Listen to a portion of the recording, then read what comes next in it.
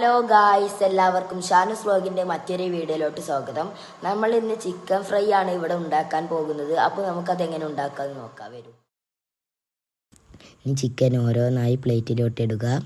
അതിനുശേഷം കുറച്ച് മുളക് പൊടി, മഞ്ഞൾപ്പൊടി, ഉപ്പ്, ഇഞ്ചിയും വെളുത്തുള്ളി പേസ്റ്റ്,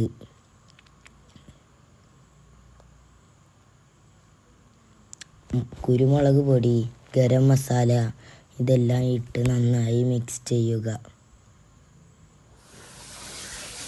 ഇന്ന് കുറച്ച് നേരം റെസ്റ്റ് ചെയ്യാൻ വെക്കുക. എന്നിട്ട് നമുക്ക് ഫ്രൈ ചെയ്തെടുക്കുക.